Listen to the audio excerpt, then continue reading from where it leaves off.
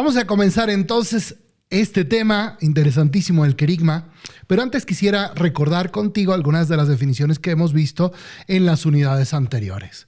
Vimos, a raíz de que estudiamos el mandato misionero, esta definición de evangelizar como hacer discípulos. Ese es el núcleo del mandato misionero, Mateo 28, 19.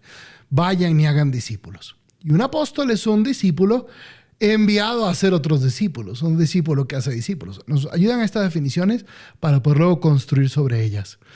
Analizando los demás elementos del mandato misionero, vimos que un discípulo es un bautizado que ha hecho la opción radical de coronar a Cristo como el único rey de todos los campos de su vida. Y en consonancia con esta veíamos que hay una definición de conversión de San Juan Pablo II, que es: la conversión significa aceptar con decisión personal la soberanía de Cristo y hacerse discípulos suyos. Bien, todo esto lo explicamos en la unidad 1, en la 2, en la 3 trabajamos. Recuerden que esto es parte de un curso online que luego se completa para ver el cómo en un curso más práctico. Bueno, acabamos de hacer un ejercicio de ver cuál era la buena noticia. ¿Cuál es la buena noticia que tú predicas cuando te encuentras con alguien y le quieres compartir el evangelio? O se lo predicas así todo aburrido. Hola, Dios existe, ya no, deja de pecar. ¿Cómo le haces? ¿Por qué es una buena noticia para ti? Bueno, querigma en griego significa justamente anuncio o proclamación. Este término en la Iglesia Católica se ha reservado, o en el cristianismo se ha reservado, al discurso utilizado para anunciar la buena noticia del Evangelio. ¿Okay? No todo anuncio en la Iglesia Católica le decimos buena noticia, ¿no? Oiga, hay un coche estacionado afuera, quería darles este anuncio. Eso no es estacionado afuera en un lugar donde no tiene que estar. Bueno, eso no es un querigma, eso es un simple anuncio. O que hay boneless de a peso el último jueves de cada mes, tampoco es querigma, eso es anuncio. Anuncio es esta proclamación de la buenísima noticia que Cristo nos vino a traer, ¿ok?, al mundo, y que los apóstoles empezaron a predicarla después de su resurrección. Vemos en los Hechos de los Apóstoles 7 discursos querigmáticos, 4 de Pedro, 3 de Pablo, en donde de diferentes maneras dan una muy buena noticia y empiezan de manera muy solemne. Por ejemplo, el primero, el de Pedro, el día de Pentecostés: judíos y todos los que viven en Jerusalén, que les quede esto bien claro y presten atención a mis palabras. Y entonces da su discurso querigmático largo. Es interesantísimo leerlo y analizarlo. Ante ese discurso las personas dicen: ¿qué tengo que hacer? Y Pedro, sin pero en la lengua: conviértanse y crean que Cristo es Rey y Señor.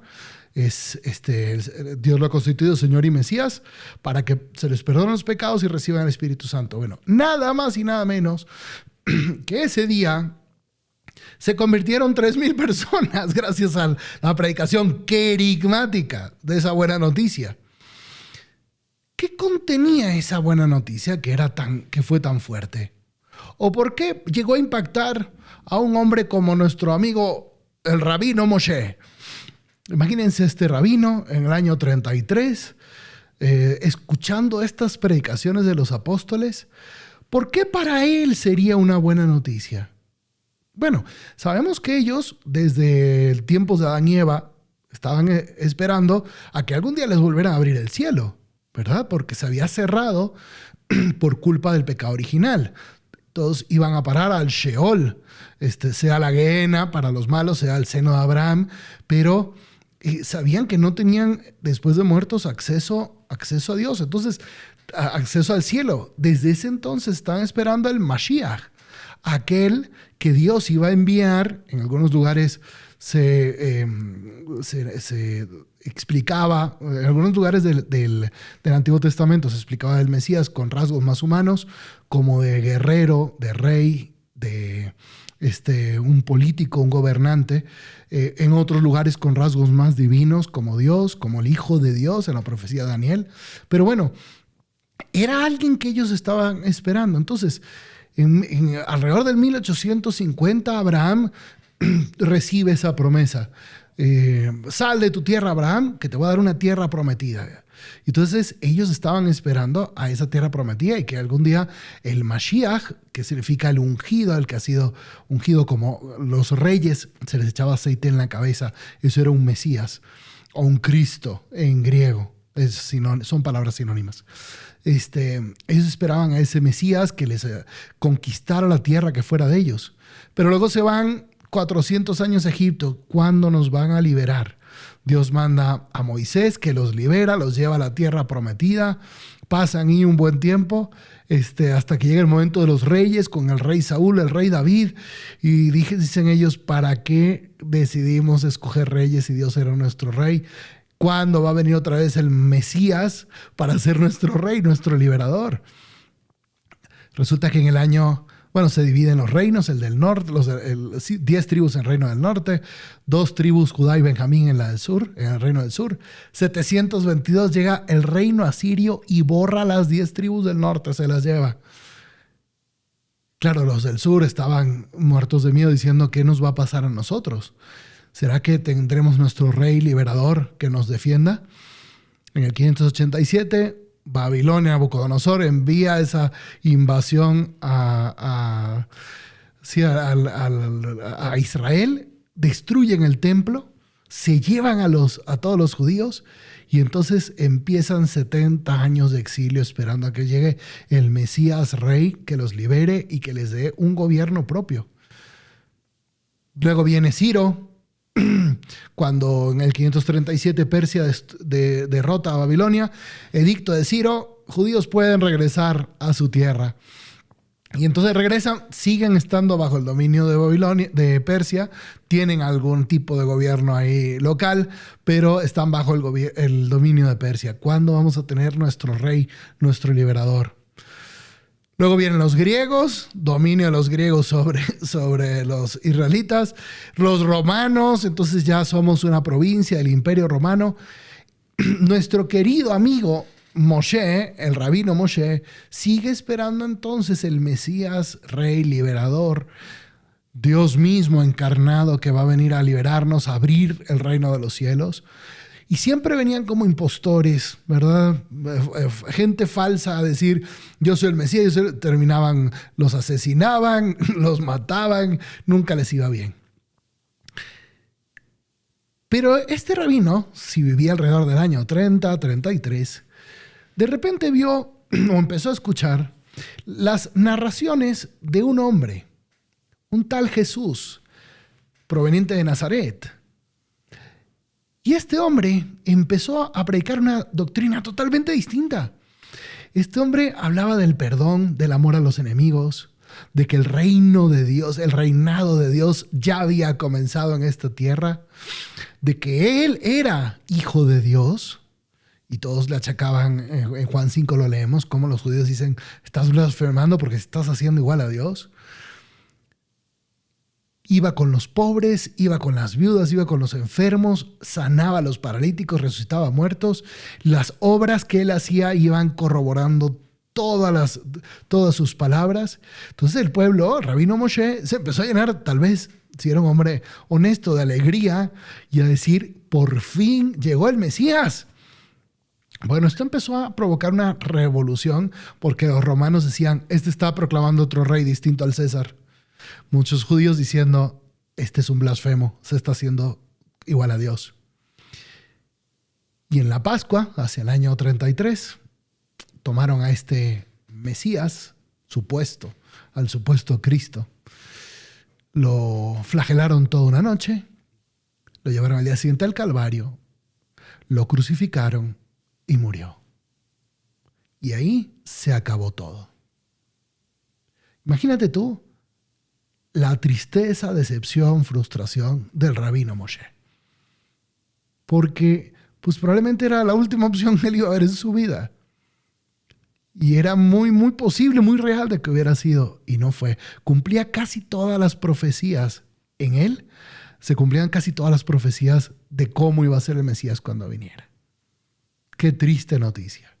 Ahora, imagínate que a los 2 días de repente llegan unas mujeres corriendo, gritando, oigan, está vivo. Está vivo, nosotras la hemos visto. Y luego llegan dos desde Maús diciendo, oigan, tenemos que decirles, nos explicó las escrituras, partió para nosotros el pan. Juan y Pedro salieron corriendo al sepulcro, vieron la piedra movida y dijeron, no puede ser, está vivo. Era verdad todo lo que nos había dicho. Y por lo tanto, cuando vieron a Cristo resucitado, rompiendo el poder de la muerte, dime tú si eso no era una buena noticia. Eso era la mejor de las noticias, la mejor de todas.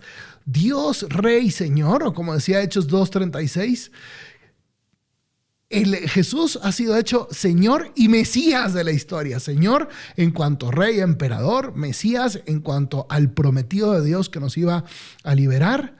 Señor también en el sentido de Dominus, Kyrios, Adonai. Ese Adonai era el nombre como se le conocía a Dios. En el judaísmo, Kyrios como se había traducido al griego. Era el cumplimiento de todo. Dime tú si esto no era una buena noticia. Y fíjate, cuando en el antiguo imperio, en los antiguos reinos, cuando no existían internet, cuando no existía periódico, cada vez que había una noticia importante que hacer, los reyes mandaban a sus emisarios, a sus heraldos. Los mandaban por todas las calles del imperio a dar una noticia. O por ejemplo, cuando el Imperio Romano conquistaba una ciudad, un territorio, lo que hacían es que mandaban un heraldo a ese territorio y les decían, buenas noticias, ya fueron anexados al Imperio Romano, gozan de todos los privilegios del Imperio Romano. También los judíos, ellos estaban muy familiarizados con este asunto de los heraldos, de los enviados, de los emisarios, porque cuando Ciro sacó su edicto de que todos podían regresar de Babilonia a Jerusalén, pues salieron heraldos por todas partes a gritar, oigan, ya podemos regresar. Qué hermosos son los pies del mensajero que anuncian la salvación, la victoria. Eso es de ese momento. Bueno, salieron también unos heraldos, exactamente 12, a gritar por todo el mundo como locos, el reinado de Dios ha comenzado. El reinado de Dios ha comenzado. Esa fue la labor de los 12 y esa es la labor tuya, apóstol, el día de hoy. Gritarle a todo el mundo que se cumplió la buenísima, la promesa de que la buena noticia de que Dios reina sobre el mundo es verdad y de que tú puedes ser parte de ese reino si tú lo decides libremente. Tú puedes coronar a Cristo como el único rey de toda tu vida y gozar de los privilegios y los derechos de ser parte de ese reino, de vivir en ese reinado. Dime tú si no es una buena noticia el querigma. Eso es querigma. Si lo quisiéramos resumir en una frase, es el anuncio cristiano centrado en la buena noticia de Jesús como Señor y Mesías, como vimos de los Hechos de los Apóstoles, ¿verdad? Es un anuncio que se inicia hacia el año 33, poco después de la muerte y resurrección de Cristo. Ese anuncio, queridos apóstoles, el mundo lo necesita escuchar hoy, 2000 años después. Y es el único anuncio que le puede traer alegría, salvación, paz a este mundo tan quebrantado y que anda siguiendo a tantos dioses y a tantos reyes que no son Cristo. Esa es tu misión y la mía, y de eso se trata ser discípulos. Y para descargar el subsidio y otros materiales de evangelización, no te olvides registrarte en formarapóstoles.com y ahí en el área de miembros encontrarás un montón de recursos gratis. Y suscríbete, dale like y activa las notificaciones en todas nuestras redes sociales para que te mantengas actualizado en nuestros contenidos.